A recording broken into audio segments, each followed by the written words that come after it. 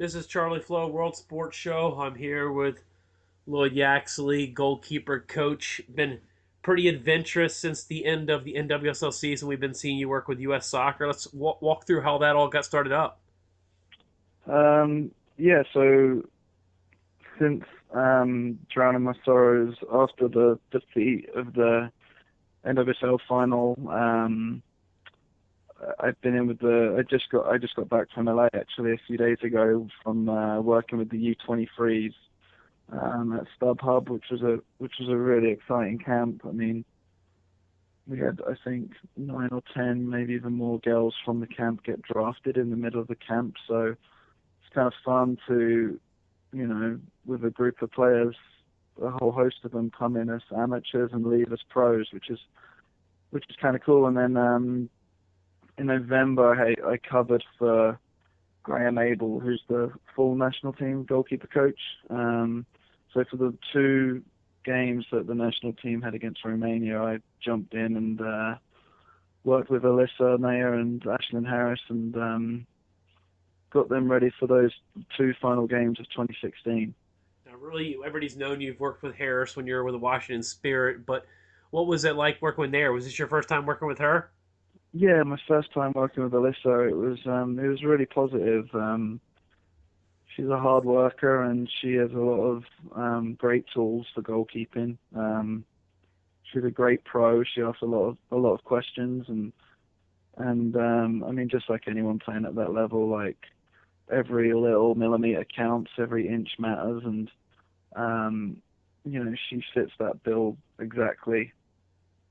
Now, when you come into working with a keeper you have such a familiarity with, and you have a keeper you've never worked in, how do you approach that when it comes to a session?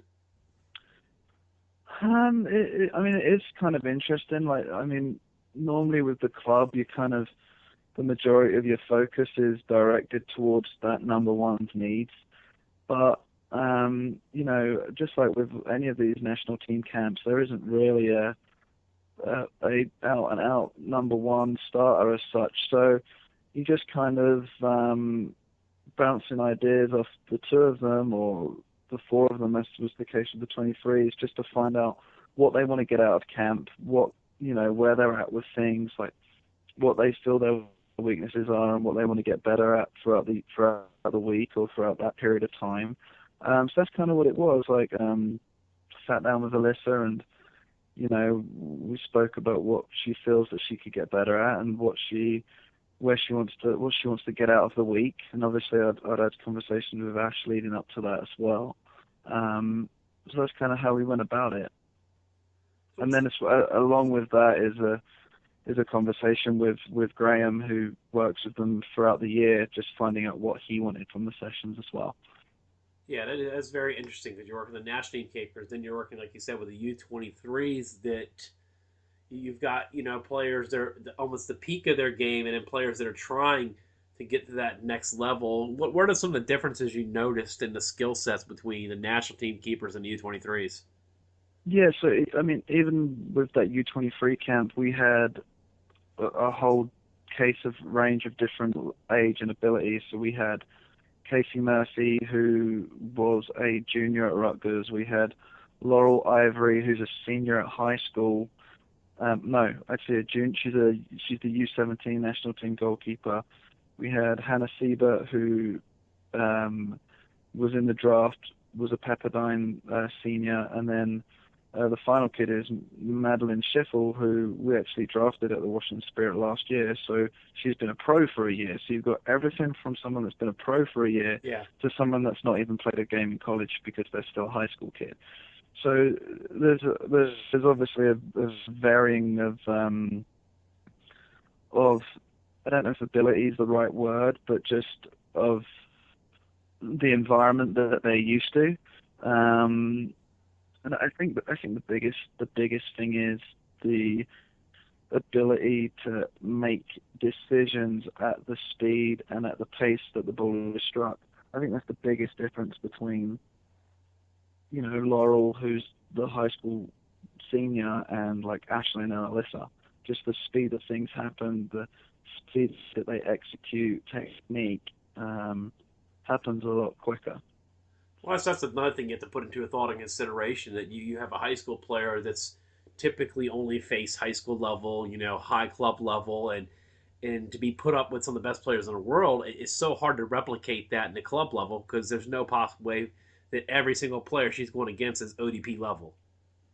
Right, right. And I mean, when you jump in with the national team and you've got Carly Lloyd striking at you and Megan Rapinoe and Kristen Press, they do things with the ball that not many female athletes and many male athletes can't even do with a ball. So it's definitely a new challenge when you step into that environment. Now, I'll turn the page back to the Romania games with the U.S. national team when you stepped in and helped out with that. Just that experience. What did you take from that whole experience being with the national team for that time? I mean, it was a amazing experience. I mean, to represent a country that you call home and that you've had your whole adult life in, it's a really proud moment, and it was great for me to work alongside Jill and Tony and learn how they deal with the players and their man management skills and the way they go about the week. I mean, it was a fantastic experience to travel to two different cities and see the fan base that goes along with the team. I mean, you get that somewhat with some games that you play in the NWSL, but not to the same magnitude of people waiting outside the hotel for autographs and people, you know, 20,000, 30,000 people filling the stadium. It was a really great experience. You got a few moments of TV airtime. I know your wife was pretty happy about that. Able to catch you there and totally game facing on. Yeah, he's snapping away, seeing me in the crowd, eagle eye right there. I was trying to keep it quiet, but when you're this ugly, it's hard not to get recognized, I guess. So, There's no hiding from the yeah, paparazzi. I know. Just you guys that know who enough I am. I'm sure everyone else is like, who's that clown? But Yeah, yeah, you spotted me, Charlie. You found me. yeah, you definitely you stick out for a good reason. So, but yeah, I'm sure that even that just that comfort of working with Ashlyn again, that you're so accustomed to working with her at the Spirit, and you guys have some great games and great years, and just kind of I have that same feeling when I work with players I haven't worked with in a couple of years, and it's just kind of getting right back on the horse. It's like you never skip a beat. I'm sure. Did you have any of that similarities when you worked with her again?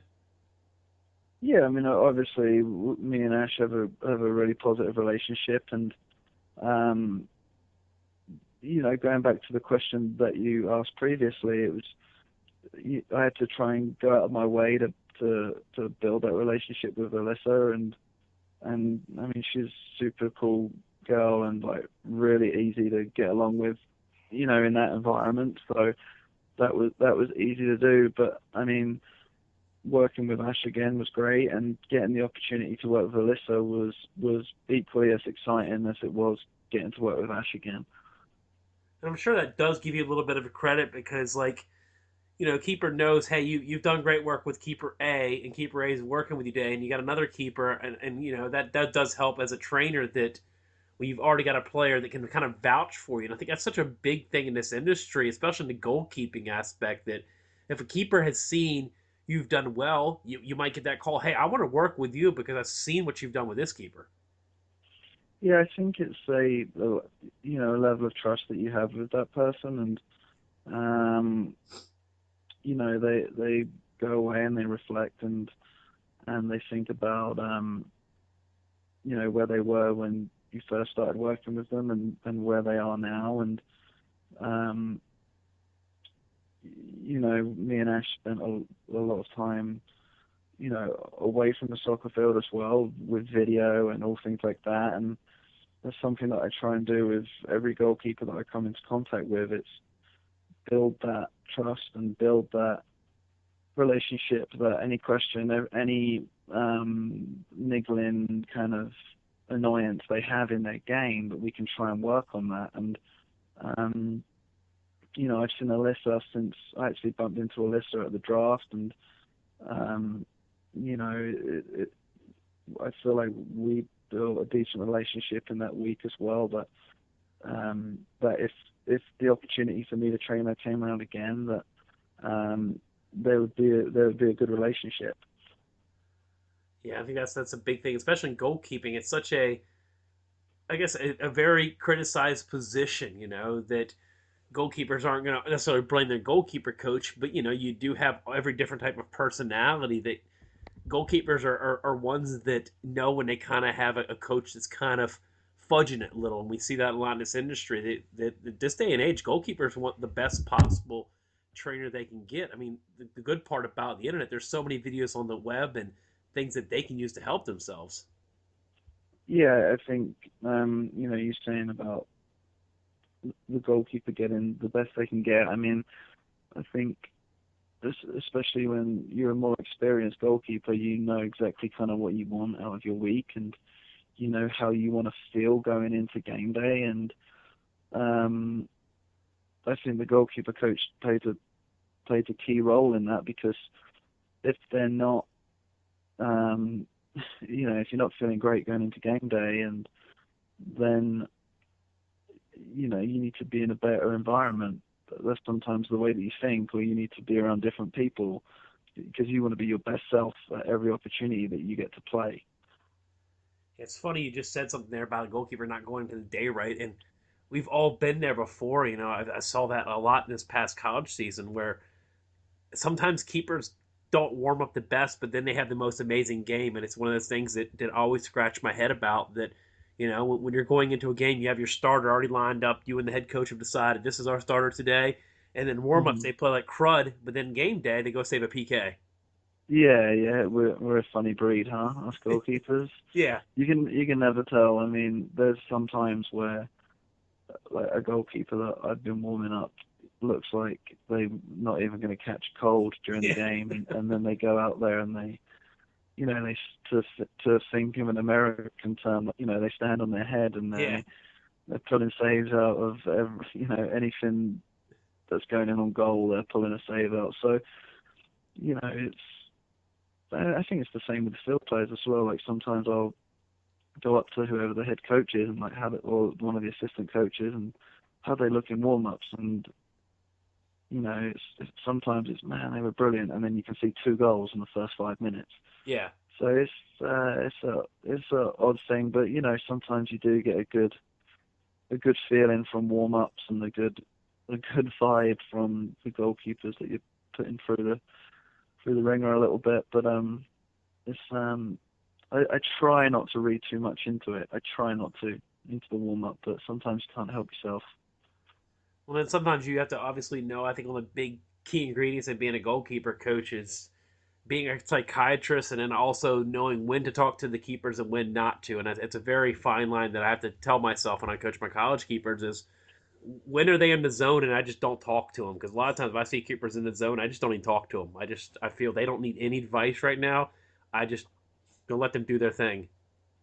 Yeah, I think the whole man management side of it is key, because especially the higher level that you get to, you don't need somebody telling you that you've just had a disaster on a goal. Like, you already kind of know it, but Yeah, it's okay. Well, let's break it down 3 minutes before that happened. Like, what could we have done here that could have stopped that happening? So, and there's times where the goalkeeper isn't in a good place, and you have to build them up, and then there's times where um, maybe they're running their luck a little bit, and you need to bring them down a peg. So the whole man management side of it is key, and I think building up that relationship and kind of understanding the individual, you have different ways to try and get the best out of them. The